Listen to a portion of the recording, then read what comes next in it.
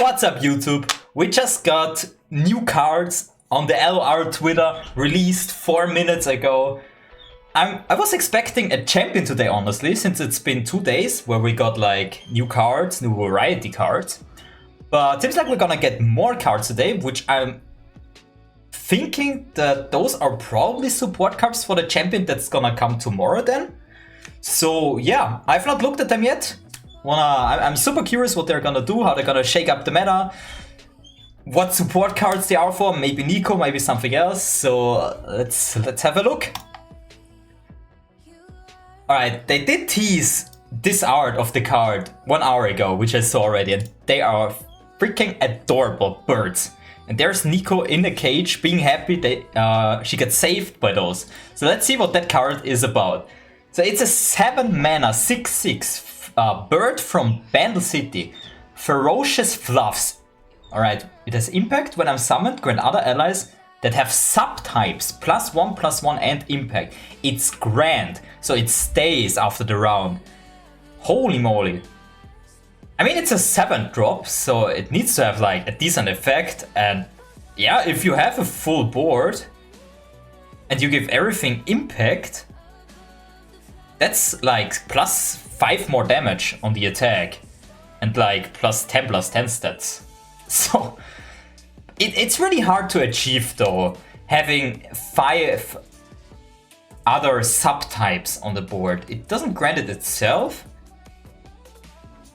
Oh, it's just subtypes. It doesn't have to be other subtypes. So as long as your card has a subtype, it gets this buff. So it can be a bird also. Okay, then in a subtype focus deck, this shouldn't be too hard to do, right?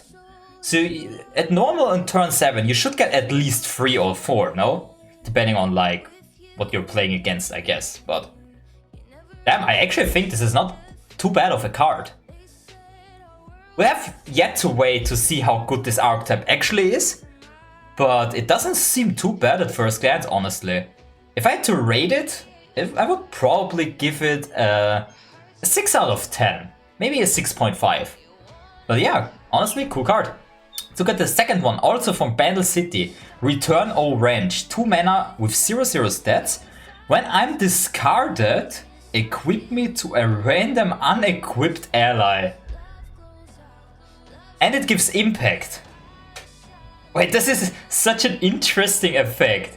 It gives you unlimited discard and 1 impact, of course. You don't care about the mana cost because you discard it.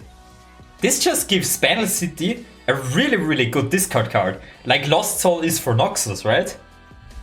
So that is a really cool card. I like this a lot. I don't think it will be like broken or anything, but I think this is a really decent card that you wanna add to like Mecha Yordles, etc.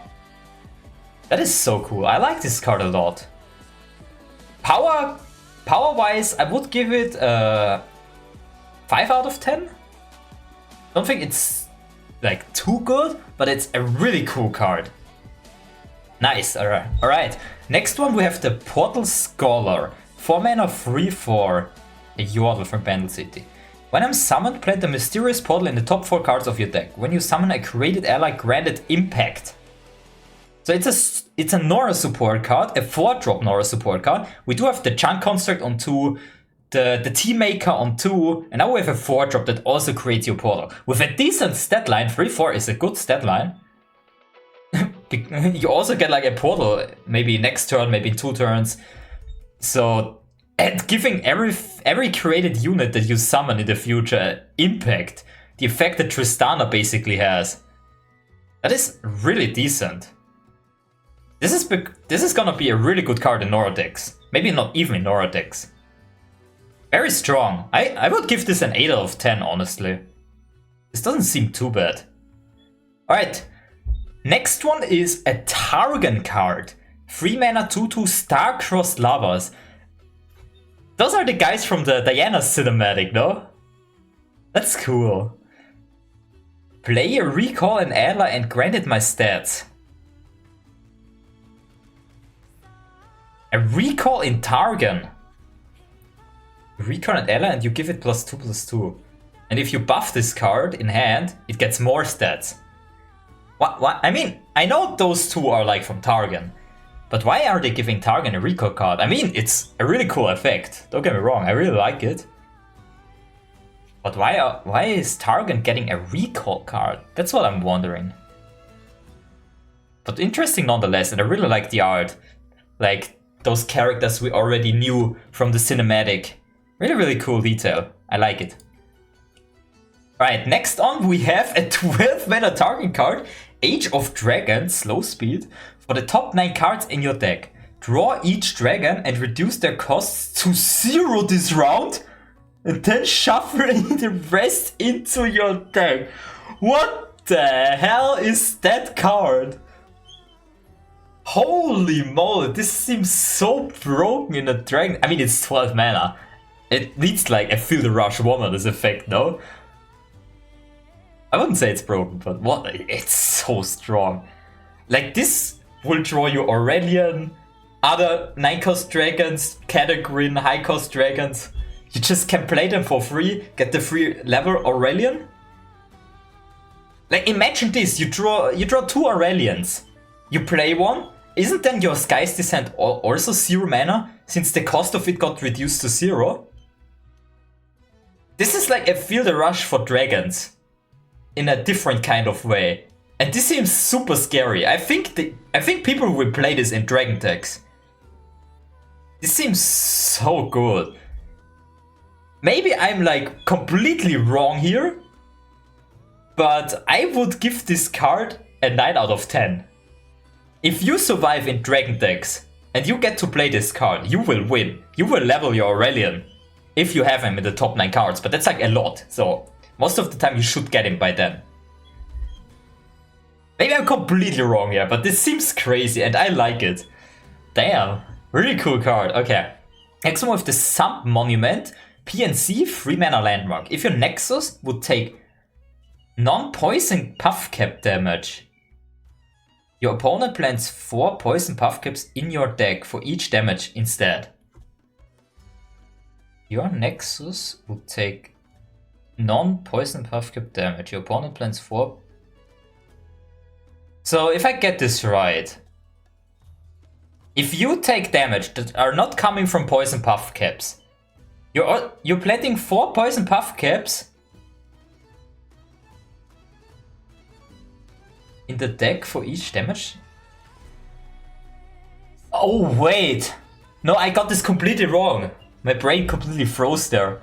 Instead of taking the damage, you get 4 poison puff caps in your deck for each damage instead. Wait, what? So once you have this on the board, you can only take damage from poison puff caps? What is that landmark? What? That is so interesting. Is that good? Is that bad? What the hell? That seems so strong. Maybe I'm completely wrong here again, but if you combine this with maybe Starlit Epiphany or the Emperor's deck, which is obviously not really possible since you want Mono Shurima for the Emperor's deck, you can just swap out your whole deck. You basically took not a lot of damage, and your puff caps are gone. You just protect your Nexus with this. I mean, you do get 4 poison puff caps for each damage. But what the? That's... I don't know. This is crazy. I like it. This is a cool design. I'm gonna test a lot of things out with that card for sure. Interesting. I'll just give this a 6.9 out of 10, honestly. Alright, next one we have the Epic Scrap-Traptation. Epic Scrap-Traptation. Epic Scrap-Taption. I got it. Alright, PNC 1 mana slow speed. To play, spend all your mana, alright. Summon a runaway Scrap Trap and grow its stats to that amount. And that is a 1 mana 1/1 with Brash. Okay, so you have a Thermogenic Beam for a unit that gets stats equal to your mana, and it has Brash. Okay. Cool card, I guess. I mean, doesn't seem great, doesn't seem bad.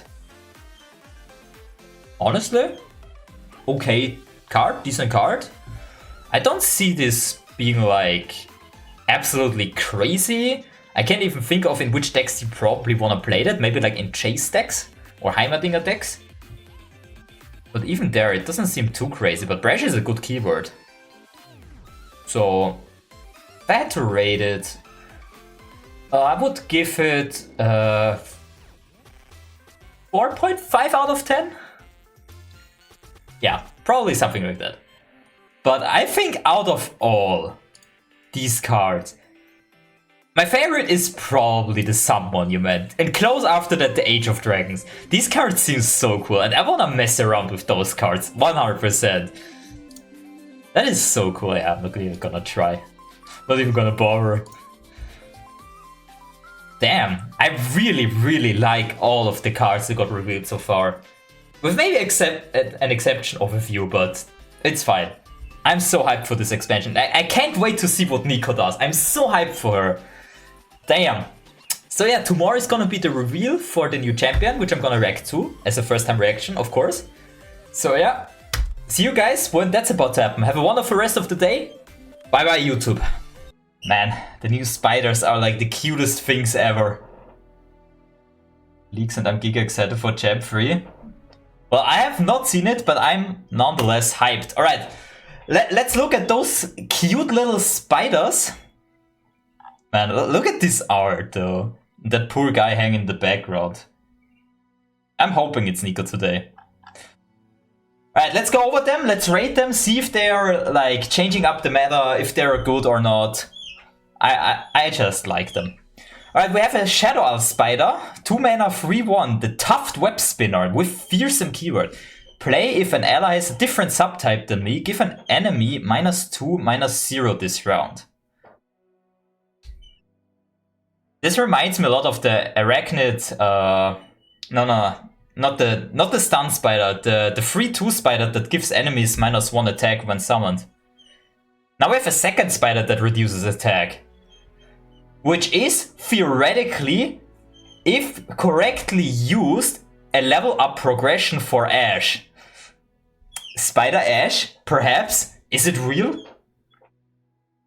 I don't think this card is necessarily great, but I think it's a really cute and decent, okay card. Not great, but okay. You could probably play this. Like, my guess for Nico is that she's a Runeterra champ, and you can add sub-type cards to the deck. That's my guess. But I'm so hyped for playing a spider-focused deck with all these new spider cards, so... yeah, this is probably a 5 out of 10 card, if I had to give it a rating. Then we have Bilgewater. Man, I love Bilgewater. That's like, with PNC, my favorite region. A cat, 2 mana, 1/3, Deck Hunter. Play, manifest a follower that has a different subtype than allies in play. Good value engine, honestly. 1/3 is like not a great stat line for a 2-drop, but since it gives you like value as a body, I think this is a pretty okay card. So probably 6 out of 10, if I had to give it a rating. And the art is honestly cute. These are war threads. And it's like trying to get rid of them, which is really funny. There's that. Yeah, 6 out of 10, probably good value card. Honestly, really okay. And here's a really spicy card, honestly. The Siren Song, 4 mana Bilgewater, slow speed. Summon a random husk. Grant 1-cost allies everywhere +1/+1. Man, Evelyn loves this card. This is like a Spirits Unleashed for Evelyn, for the Evelyn region. That's like really good. Other than husks, you could probably play this in a lot of aggro decks. With Bilgewater Noxus maybe. But for husks, this is amazing. I don't think it's turbo broken, but it's really good. It is really good. You want this in husks, 100%. This is like an extra +1/+1 for every card that you play when you have a husk on the board. Really good. Lucian buff. Yeah, that's a Lucian buff.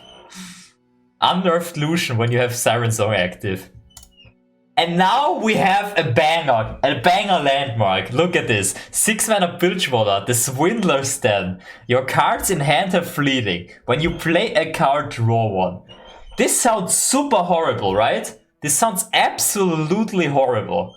And it's probably not even playable because it's so expensive, and it's probably only good in aggro decks. But even for aggro, it's too slow. But I have such a spicy idea for this card. Such a spicy idea that's 100% gonna work, and I'm 100% gonna try. So, since it's in Bilgewater, right? I'm gonna combine it with PNC. And I'm gonna play Warning Shot in the deck, and all the copy cards that are in the game. Evil K, Counterfeit Copies, Practical Perfectionist, just cards that copy. And once you have like this on the board and you copied it like multiple times, and maybe like having the Funsmith on the board or the equipment, you just cycle through the 0 cost Warning Shots. Like you go through the whole deck, spam Warning Shot after Warning Shot, and you just keep drawing and get burst speed lethal. That's like the idea I had. Alright, now we have a Shadow Isles equipment. 1 mana, gives 0/0 stats. Sacred Shears attack. When another ally gains power from Hallowed, so does my bearer. That's like the Gwen effect on an equipment, which is honestly a really cool and interesting approach for the Hallowed package. This gives you like more combos to do in the Shadow Isles Hallowed package. For example, with Pike, right? You could give this to Pike, and then he grows. So he doesn't have to be the first attacker necessarily. It's really cool. I think you play this like as a 1 or 2 off in Gwen decks. This is honestly not too bad. If I had to rate it, probably... since it's 1 mana, probably a 6 out of 10. The landmark is most likely a 1 out of 10. But content and like coolness wise, a 10 out of 10. Siren Song, probably an 8 out of 10 in Evelyn decks. Alright, we have the Necrotic Nestling. This is not main deckable, this gets created. 2 mana, 2/2, fearsome, and Riot confirmed it's missing the spider tag. So yeah, it's just a 2/2 fearsome spider. With the 8 mana, 5/8 Necrotic Arachnoid. The new Giga Jet Spider. When I'm summoned, summon 2 Necrotic Nestlings, the card we just saw. When another ally dies, drain 1 from the enemy Nexus. An 8 mana Neverglade Collector in a Spider Tribe deck. And look how big this spider is. Look at the human. That's like an adult. Just getting grabbed casually by a spider. I'm so scared, man. I don't want those to become real. But yeah, this card is honestly really fun. I don't think it's great, but it's really cool. It's expensive. So, in a spider-focused deck, probably a 6 out of 10. Fun-wise, it's probably 8 out of 10. And now we have Sunny's favorite, the All-Seeing Oracle. 4 mana, 4/3 from Ionia. Play, pick 1 of 3 fast or slow spells in the enemy's hand or deck. Create a Carvings of Divination for it, which is a 1 mana fast speed spell, stop the chosen spell. That's a deny on a body, and that's really, really good. That card is absolutely cracked. I think this is a 10 out of 10 card. I think it focuses on the cards the enemy has in the hand first, and if they are not enough, it goes to the deck. So you have like always a deny target. And that probably makes it so good. And then the last card for the cards from yesterday is Rejuvenating Breeze. Heal your Nexus 3 and draw 2 spells as a 5 mana burst speed card from Ionia. So my question is, why would you ever play this over Deep Meditation, which is potentially a 3 mana draw 2 spells? I mean, yeah, you can heal your Nexus by 3, but you have a lot of healing cards from Ionia already. So why would you ever play this? This is probably a 3 or 4 out of 10. Like, Place Your Bets is just 10 times better, even Deep Meditation. So why would you play this? You don't really care about healing 3. You have Tasty Feyfolk in that region, which is a heal 4. Yeah, it draws you spells, and I can see me playing this in a Great Mother focus deck, but why would anyone ever play this over Place Your Bet? It's good with Great Mother, but bad with everything else.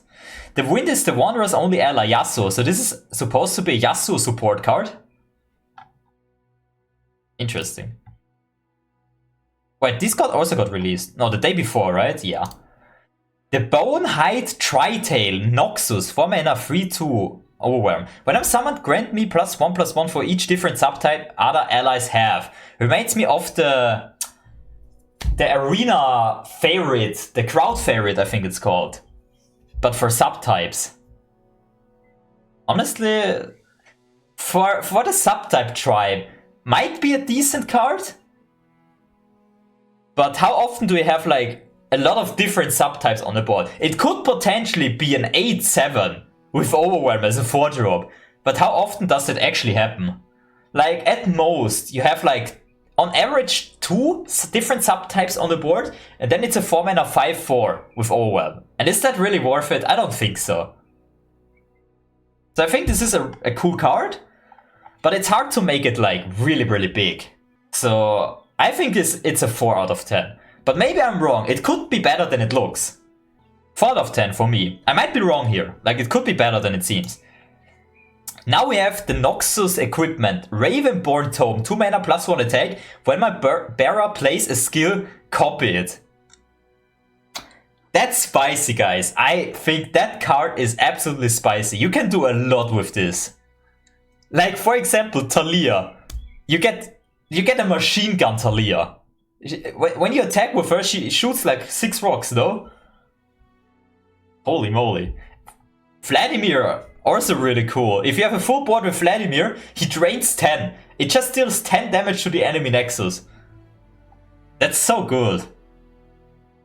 Yeah, Kaiser. Kaiser also. Holy moly, that's so freaking good. Leveled up Jhin, yes. Pre-leveled Jhin, no. Gwen, holy Gwen is so good with this, yes. When you have a leveled Gwen with a few Herald stacks, this drains double. That's so good. So honestly, 8 out of 10 for me. Captain Calrix, 5 mana 1/5 Overwhelm Noxus. Nexus strength, I am Ledros. Deal damage to the enemy Nexus equal to half itself rounded up. That's just a 5 mana Noxus Ledros. Really, really cool design. They just slammed this out, and we are like, we can experiment with this. We can like try to grow its attack with Hallowed. We can try to make it elusive, which is cringe. Whatever we want, like even that is better than Darius, yes. Cool card. I don't see it being like competitive, but it's definitely a content card. If you attack with him and you stun the blocking ally, he gets the attack off. But I'm wondering, what like procs first? His attack, like the 1 damage, or the skill, the Nexus Strike effect? That's what I'm wondering. And this with double attack is cracked, by the way. The attack procs first? I see. Okay. Cool card. I like it. But rating-wise, it's 3 out of 10. Content-wise, 8 out of 10. Crested Lionhawk, 6 mana, Demacia with the tough keyword, 5/5. Play if an ally is a different subtype than me, manifest a Demacian spell. Manifest a Demacian spell. You guys know what my most hated card in the game is, right? And this card can create it. I don't like it. It's probably decent, it's probably really good. But I don't like it. No, my most hated card is Champion Strength, and this card can manifest it. So, yes. It's Reggie but 6 mana. I mean, it could be any spell. It can be single combat, Strafing Strike, anything, basically. But yeah, Champion Strength is one of them, so I don't like it. But power creep-wise, decent stat line, extremely good keyword, 7 out of 10. It can make unyielding in Eternal, yes. Alright, the Mage Seeker Jr. AKA I Hate Seraphine. 3 mana, 3/3, spells that cost less than 3 cost. No, spells that cost less than 3 Cost 3 instead. Yeah. They just printed this to shit on Samir and Seraphine players. I think this is a good card. I think this is a cool card to exist in the game. Like, I like playing Seraphine. But cards like this should exist to counter them. So I don't mind. Ace with Tri-Beam? Hell yeah. Wait, that is so cool. Maybe we can make that work somehow. Cool card. I think this is a 7 out of 10, honestly. Amazing stat line for a free drop. Amazing effect. I'm gonna experiment with this card. And last card we have is the Scrutinizing Sergeant. 5 mana, elite, 3/3. Play, pick a unit from the top 5 cards of your deck that costs 3 or less. Summon it and place the rest into your deck. That's an amazing effect. You get 2 bodies in the price of 1 card, and you prepare basically the Champion Strength turn with this. You play Champion Strength on turn 6 with the free spell mana. You get a lot of bodies on the board. So I think this card is a 7 out of 10. It could give you a White Boris. The cards they revealed for, until now have been like amazing. I'm so hyped for this. And by the way, is that Cyphria? And that's all the new cards. I like them. I'm scared of this card because this seems really, really good. But I'm hyped for this. For my deck idea. Hopefully I can make it work.